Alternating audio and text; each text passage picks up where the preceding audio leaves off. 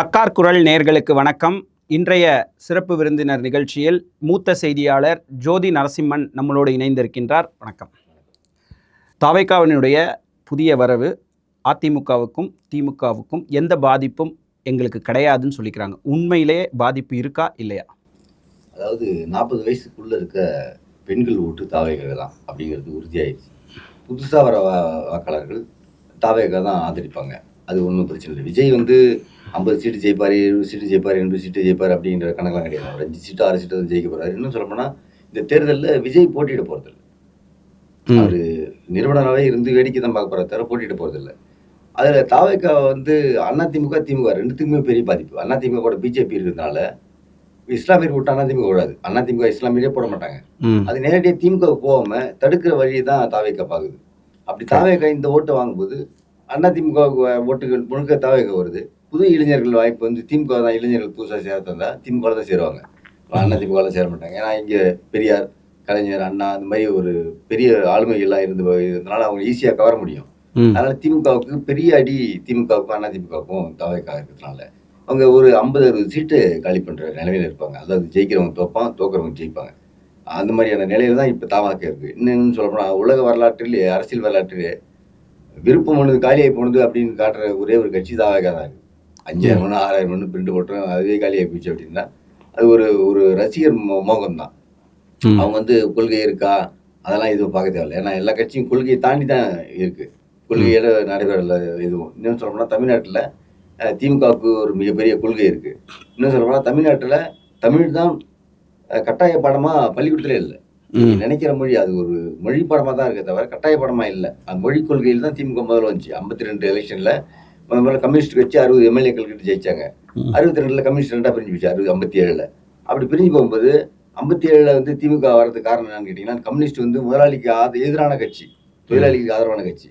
ஆனால் திமுக முன்னாடி இருந்தது மொழி பிரச்சனை. அது முதலாளிக்கும் தேவை, தொழிலாளிக்கும் தேவை. அந்த அடிப்படையில் திமுக ஜெயிச்சுது.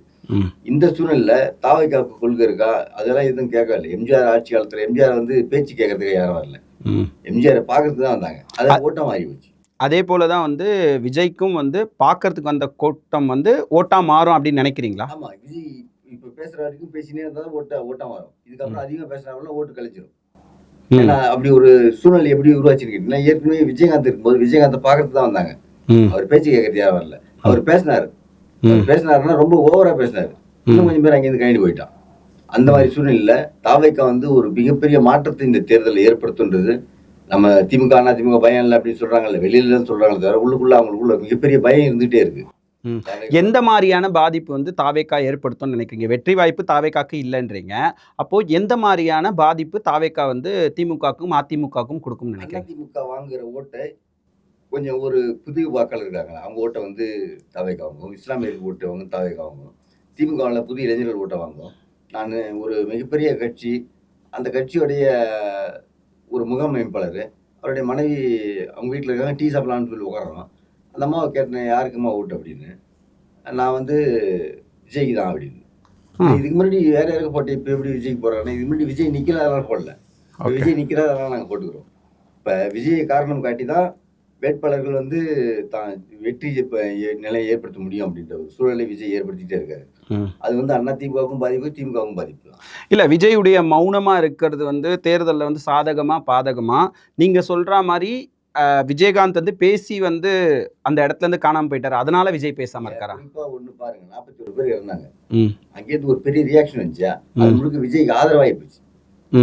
அவங்களெல்லாம் அழைச்சி விருந்து வச்சு நான் செஞ்சு தப்பு தான், இந்த மாதிரி ஆயிடக்கூடாது, போயிடக்கூடாது, அதை பற்றி அவங்க யாரும் கண்டுக்கவே இல்லை. இவங்க தான் சொல்றாங்க 41 பேர் இருந்தாங்க, 41 பேர் இருந்தாங்க. இதே வேற கட்சியில் அது மாதிரி பிரச்சனை இருந்துச்சுன்னா அது யாரும் பெருசாக பேச மாட்டாங்க. இப்போ இன்னும் சொல்ல போனால் அதிமுக ஆட்சி நேரத்தில் தான் தூத்துக்குடியில் துப்பாக்கி சூடு நடந்துச்சு. அது ஒரு பெரிய மாற்றத்தை ஏற்படுச்சு, அரசியல் ஆட்சி மாற்றத்தை ஏற்படுச்சு. அதிமுகவுக்கு எதிரான வாக்குகளே எனக்கு சேர்த்து. ஆனால் விஜய்க்கு 41 பேர் இறந்தும் கூட அவருக்கு ஆதரவான மனநிலை தான் இருக்காங்க மக்கள், தவிர எதிராக இல்லை அப்படின்னு நான் பார்க்கணும்.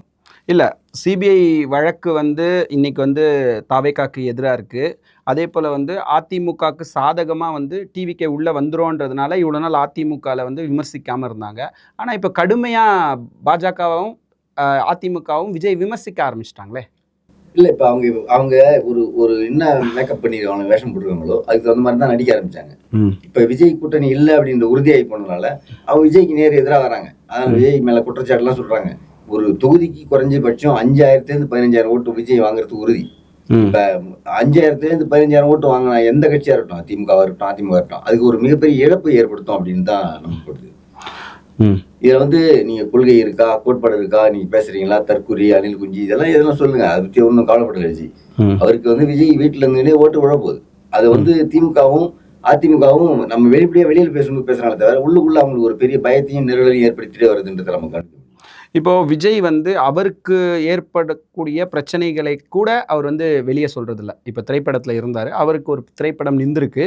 அந்த திரைப்படத்தில் ஏற்பட்டிருக்கக்கூடிய பிரச்சனையை கூட இதனால தான் பிரச்சனை அப்படின்றத இது வரைக்கும் போல்டாக அவர் எந்த இடத்துலையுமே மென்ஷனே பண்ணல. அவர் எப்படி மக்கள் பிரச்சனையை மென்ஷன் பண்ணி மக்கள் மத்தியில் ஓட்டு கேட்பாரு? மக்கள் அதை எதிர்பார்க்கவே இல்லையே. முதல்ல எங்கள் பிரச்சனையை தீர்த்து வைப்பார் விஜய் வந்தார், முதலமைச்சரானா அமைச்சரானா எங்கள் பிரச்சனை தீர்த்து வைப்பார் அப்படிலாம் எதிர்பார்க்கல. விஜய் வரணும், அவ்வளோதான். அவங்க நீ என்ன சொன்னாலும் எது சொன்னாலும் விஜய் வரணும் அப்படின்னு தான் எதிர்பார்க்கறத தவிர அவர்கிட்ட கொள்கை இருக்கா, கோட்பாடு இருக்கா, ஆட்சி நல்லா நடத்துவாரா, இலவசம் கொடுப்பாரா, கொடுக்க மாட்டாரா, அதெல்லாம் எதிர்பார்க்கவே இல்லை மக்கள். இல்லை, ஒரு பேசிக்காக இருக்குல்ல சார். அதாவது என்னென்னா, பேசிக்காக ஒரு எம்எல்ஏ ஆனாலும் ஒரு கவுன்சிலர் ஆனாலும் படித்தவங்களை கொண்டு வரணும். அந்த மாதிரிலாம் நிறைய நம்ம வாதத்துக்கு பேசுகிறோம். ஆனால் ஒரு முதலமைச்சர் அப்படின்ற ஒரு இடத்துக்கு வரவர் என்ன பண்ணணும், அவருக்கு ஒரு குவாலிட்டியை பார்க்காதனால தான் தமிழக மக்கள் பல பேர்கிட்ட இன்னைக்கு சிக்கி சின்னாபின்னம் ஆயிட்டு இருக்காங்க. காங்கிரஸ் கட்சி இந்தியா சுதந்திரம் வாங்கினதுக்கு அப்புறம் மிகப்பெரிய கட்சியில் காங்கிரஸ் ஒன்று, கம்யூனிஸ்ட் ஒன்று. 1952 முதல் தேர்தல். அந்த தேர்தலில் குறிப்பாக நீங்கள் விழுப்புரம் மாவட்டத்தில் விழுப்புரம் திண்டிவனம் பாராளுமன்ற தொகுதி, அந்த தொகுதியில் காங்கிரஸ் சார்பில் ஒரு சுயேட்சை வேட்பாளர், அந்த உழைப்பாளர் கட்சியோட வேட்பாளர் திருக்குறள் முன்சாமி நிற்கிறாரு. அவர் எதிர்த்து நிற்கிறது யாருன்னு கேட்டால் காங்கிரஸ் கட்சி. யார்? இந்தியன் எக்ஸ்பிரஸ் அதிபர் கோயங்கா. கோயங்கா ஹெலிகாப்டர் ஓட்டு கேட்டார். ராமசாமி ரிச்சால போய் ஓட்டு கேட்டார் திருக்குறள் முன்சாமி. அப்போ அதிக அளவுக்கு ஓட்டு வாங்கினது யார் யாருக்கிட்டா முன்சாமி தான். இந்தியாவிலே திருக்குறள் முன்சாமி தான் வாங்கினார். ஹெலிகாப்டர்ல ஓட்டு கேட்ட விஜய் இவர் தினமணி கோயங்கா தோத்துறாரு. அப்போ மக்கள் அவங்க கூட இருக்கணும் தான் பார்ப்பேன் தவிர கொள்கை கோட்பாடு இதெல்லாம் பார்க்க மாட்டாங்க. இந்தியாவுக்கு சுதந்திரம் வாங்கி கொடுத்தது காங்கிரஸ் கட்சி தான் அப்படின்னு பேசப்பட்ட நாள் அது கம்யூனிஸ்ட் கூட ஜெயிக்க முடியாது, ஒரு சுயேட்சை ஜெயிக்கிற அளவுக்கு ஏற்பட்டுச்சு. அந்த ஒரு தாக்கம் தான் விஜய்க்கும் இப்போ ஏற்படும். அதாவது விஜய் வேட்பாளர் நிறுத்தினாங்கன்னா இந்த வேட்பாளரை பற்றி உங்களுக்கு தெரியுமா, அவர் படிச்சிருக்காரா, டாக்டரா, அதெல்லாம் மக்கள் பார்க்கல. அவங்க என்ன பார்க்குறாங்கன்னு கேட்டால் விஜய் தான். அவர் சினிமா நடிகராக இருக்கட்டும், நாடக நடிகராக இருக்கட்டும், எதாக இருக்கட்டும், எல்லாம் மாற்றி மாற்றி பேசிக்கிறாங்க தவிர அது எல்லாம் உண்மை தான், இல்லைன்னு சொல்லலை. ஆனாலும் கூட விஜய்க்கு அது ஒரு ஓட்டாக மாறுது. இப்போது விஜய் எம்எல்ஏவா நிற்கலை அப்படின்ற ஒரு பதிவை சொல்கிறீங்க. விஜய் எம்எல்ஏ நிற்காமல் எப்படி ஒரு முதல்வர் வேட்பாளராக அறிவிக்கப்படுவார்? அவர் தான் முதல்வர் வேட்பாளர்னு சொல்லிட்டு இருக்காரு. அதாவது முதல்வராக ஆகணும்னா எம்எல்ஏவா ஆகிட்டு தான் முதல்வர் ஆகணும் அப்படி அவசியம் இல்லை. அது ஒரு 6 மாதம் கிரேஸ் பீரியட் இருக்குது. இப்போ 1952 திமுக போட்டியிடவே இல்லை, 57 தான் போட்டிடுச்சு. அப்போ அண்ணாதுரை காஞ்சிபுரத்தில் நிற்கிறார். அப்போ ஒரு டாக்டரை எடுத்து போட்டிட்டு ஜெயிச்சிடறார். அதுக்கு அடுத்த தேர்தல், அந்த தேர்தல் என்ன பண்ணுறாரு, அண்ணா 62ல் அதே காஞ்சிபுரத்தில் நிற்கிறார். நடேச முதலியார் ஒரு பஸ் கம்பெனி ஓனர், அவர்கிட்ட தோத்துறாரு. தோத்துற உடனே திமுக 40 சீட்டுக்கு மேலே ஜெயிச்ச உடனே அவங்க எல்லாம் சேர்ந்து இவரை மாநிலங்களவை உறுப்பினராக்கி அனுப்புறாங்க. அவர் எம்பி ஆகிறார். அதுக்கப்புறம் டெல்லி போயிடுறாரு. அடுத்த தேர்தலில், அதாவது 67 தேர்தலில் என்ன பண்ணுறாங்க, 62 தேர்தலில் எம்பிக்கே நிற்கிறார் சென்னையில், ஜெயிச்சிடறாரு. மறுபடியும் பார்லிமெண்ட்டு போகிறார். 67 தேர்தலில் அண்ணா நம்ம எம்பி தான் சரியான ஆள் அப்படின்னு எம்பிக்கே மறுபடியும் போட்டிடுறாரு. போட்டிட்டு ஜெயிச்சிடறாரு.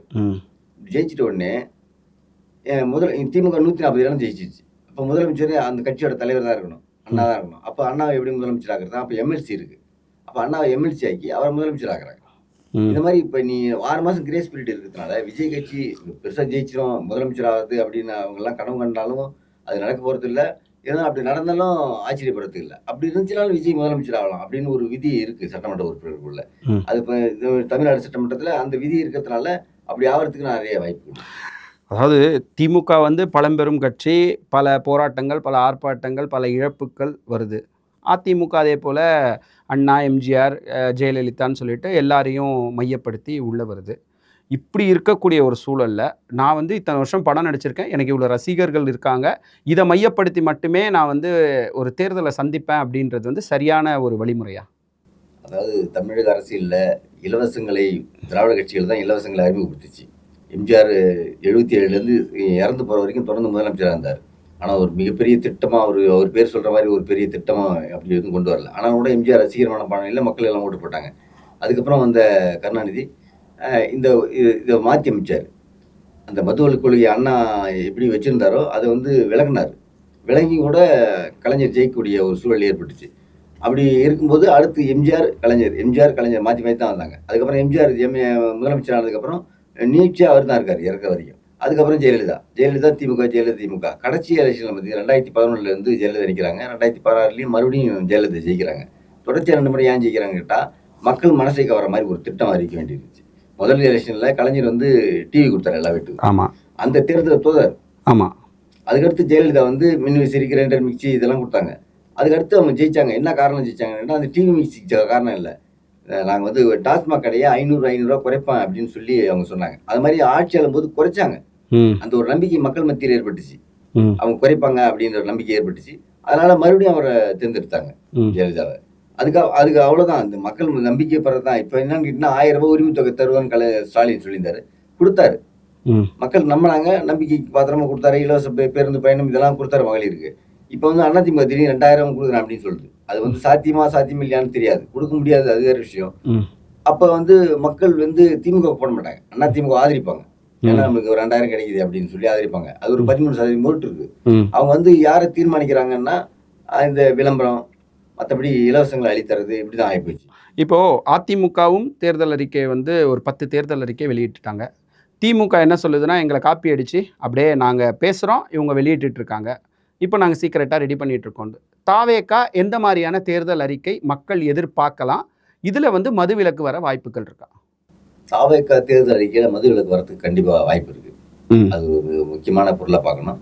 ஆனால் தாவேகா தேர்தல் அறிக்கை வந்து நிறைவேற்றுறாங்களா நிறைவேற்றலையா அப்படிங்கிறதெல்லாம் நம்ம பார்க்கறதே இல்லை. ஏன்னா முதல்ல அந்த கட்சி ஜெயிச்சு முதலமைச்சர் வரைக்கும் வரணும். அவங்க ஒரு 50-60 எம்எல்ஏக்களை காலி பண்ணுவாங்க. அது மட்டும் உறுதியாக இருக்காங்க. இப்போ இருக்க சூழ்நிலையில் எல்லா இப்போ நீங்கள் ஒரு 10 கார் போகுதுன்னா அது 2 கார் தாவேகா கொடி கட்டின கார், 5 பைக் வருதுன்னா அது ஒரு பைக் தாவேகா ஸ்டிக்கர் விட்ட பைக், எல்லா இடத்துலையும் இருக்குது. எல்லாம் பார்த்துட்டு தான் இருக்கிறோம். அப்போ இளம் வாக்காளர்களை கவரக்கூடிய ஏதோ ஒரு திட்டத்தை தாவேகா அறிவிக்க போது, அது அறிவிச்சதுக்கு அப்புறம் தான் அதோட நிலைப்பாடு என்னன்னு தெரியும். ஆனால் அந்த இலவசங்களை அறிவிக்கிறது, தேர்தல் வாக்குறுதி கொடுக்கறதுனாலே தாவேகா ஜெயிக்கின்றது ஏற்றுக்கொள்ள முடியாத ஒரு விஷயமா இருக்கு. இன்னைக்கு இருக்கக்கூடிய தமிழ்நாடு அரசியல், அதாவது பல ஆண்டுகளாக இருந்த அரசியல், அந்த தேர்தல் இந்த வாட்டி வித்தியாசப்படுமா? என்ன மாதிரியான வித்தியாசங்கள் இந்த தேர்தலை நம்ம எதிர்பார்க்கலாம்? இல்லை, இந்த தேர்தல் எப்படின்னா, வசதி படைத்தவர்கள் மட்டும்தான் ஜெயிக்க முடியும். கொள்கை, கோட்பாடு இதெல்லாம் சொல்கிற ஆள் அதெல்லாம் எதுவும் கிடையாது. ஏன்னா ஒரு சின்னமே உங்களை வந்து தோல்வியடி செய்ய நேரம்லாம் இருக்குது. ஒரு காலத்தில் சின்னமே வந்து ஜெயிக்க வைக்கிறது சின்னமாக இருந்துச்சு. உதயசூரியன்னா கண்ண முடியும் வேட்பாளர் யாரெல்லாம் பார்க்க மாட்டாங்க, குத்திட்டு வந்துடும். அது மாதிரி ஆர்கே நகர் தேர்தலில் ரெட்டலி பாரம்பரிய சின்னமாக இருந்தால் கூட ரெட்டலியை எதிர்த்து நின்று டிடிவி தினகரன் ஜெயிச்சிட்டாரு. பிரச்சனை. அதனால சின்னம் வந்து மிக முக்கியமானது இல்லை, ஆள் முக்கியமானது கிடையாது. இப்போ அவங்க கொடுக்குற அறிக்கைகள் எந்த அளவுக்கு இருக்குதோ அப்படின்னு ஏற்றுக்கொள்ள முடியுமா? நீங்கள் வந்து 2000 கொடுப்பேன்னு சொல்லலாம் அதிமுக. சரி, இலவசமாக வீடு கட்டித்தரேன்னு சொல்லலாம். ஆண்களும் பஸ்ஸில் பயணம் பண்ணலான்னு சொல்லலாம். எல்லாருக்கும் ஒரு ஹெலிகாப்டர் கொடுப்பேன்னு சொன்னாலும் அது எப்படி ஏற்றுக்க முடியும்? அது வந்து நம்பகத்தன்மை இழந்துடும். அதனாலும் கூட 2000 தருவாங்க அதிமுகன்னு மக்கள் நம்புறாங்க. ஏன்னா அது அவங்களுக்கு கிடைக்கக்கூடிய ஒரு முக்கியமான பொருள் அது. அதனால அதிமுகவுக்கு வாய்ப்பளிக்கக்கூடிய சூழ்நிலையும் உருவாகலாம். ஆனால் திமுக தேர்தல் அறிக்கை வரதை வச்சு தான் நம்ம பார்க்க முடியும், அது சாத்தியக்கூறா இல்லையா அப்படிங்கிறது பார்க்க முடியும். இப்போது பீகார் எலெக்ஷன் எடுத்துக்கிட்டிங்கன்னா, நிதிஷ்குமார் வந்து 10,000 பெண்களுக்கு அப்படின்னு அறிவிச்சார். அது போல தான் வந்து மொத்தமாக போட்டார். அதாவது இப்போ நம்ம எப்படி இங்கே வந்து 1000 ரூபாய் மகளிர் தொகை அப்படின்னு சொல்கிறோமோ, அங்கே வந்து மொத்தமாக சேர்த்து போட்டுருவேன் அப்படின்ற மாதிரி சொன்னார். அதையும் இதையும் ஒரு பாஜக தான் அங்கேயும் வந்து ஒரு ஆளுமையான ஒரு விஷயங்களை வந்து பண்ணாங்க. அதனுடைய ஒரு கோட்பாடு தான் இங்கேயும் கடைபிடிக்கப்படுது. பாஜக வந்து இன்னும் தேர்தல் காலத்தில் இறங்கி தனக்கான அறிக்கை எதுவும் கொடுக்கவே இல்லை. ஆனால் அப்படி கொடுக்கறதுக்கான வாய்ப்பு முக்கியமாக இருக்குது. 10,000 ரூபாய் கடன் உதவியாக கொடுத்துட்டு அதை நீங்கள் மாதம் சிறு கட்டுங்க அப்படின்னு சொல்கிற ஒரு திட்டம் பாஜக கிட்ட இருக்குது. அந்த மாதிரி ஒரு அறிவிப்பு வந்துச்சுன்னா அது அதிமுகவுக்கு சாதகமாக ஆகும் அப்படிங்கிறதுல மாற்றுக்கிறது இல்லை. ஆனால் திமுக வந்து ஜெயிக்கிறதுக்கு ரொம்ப கஷ்டப்பட வேண்டிய அவசியம் இருக்குது. இப்போ வந்து தாவேக்கால வந்து இருக்கக்கூடிய 234 தொகுதிகளில் நிற்க வைக்கிறது அப்படின்றது ஒரு பிரபலமான மூஞ்சோ அல்லது வந்து இருக்கக்கூடிய மாவட்ட செயலாளர்கள் அப்படியே நிற்க வைக்க போகிறாரா? என்ன மாதிரி இருக்கும் இந்த களம்? விஜய்க்கு ஒரு பெரிய சவாலாக இருக்குமா? அப்படி இல்லை. விஜய் பொறுத்த வரைக்கும் ஒரு பிரபலமான முகத்தை வைக்கணும், அந்த தொகுதியில் தெரிஞ்சதாக இருக்கணும், அப்படிலாம் கிடையாது. ஓட்டு விஜய் தான் போட போகிறான். அந்த வேட்பாளர் கிடையாது. வேட்பாளர் வந்து மாவட்ட செயலாளர் இருக்கலாம், ஒன்றிய செயலாளர் இருக்கலாம், யாருன்னா இருக்கலாம். காசு செலவு பண்ணக்கூடிய ஆளுக்கு யாராவது ஒருத்தர் இருக்கலாம். இன்னும் சொல்ல போனால் திமுக, அண்ணா திமுக இது வந்து ஓட்டுக்கு காசு கொடுத்தா வாங்க வேண்டிய அவசியம் இருக்குது. தாவேக்கால அது இல்லை. அந்த நிலைமையில் அங்கே ஓடுற ஒவ்வொரு ஓட்டும் விஜய்க்கு தான்.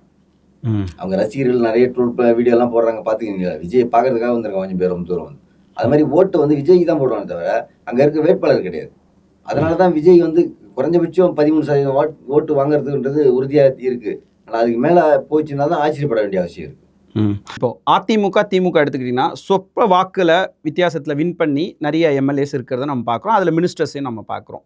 இப்போ தாவேக்காவினுடைய இந்த வரவு என்பது இந்த தடவை வந்து தொங்கு சட்டசபை வரத்துக்கான பெரும் வாய்ப்பு இருக்குன்னு சொல்கிறாங்க.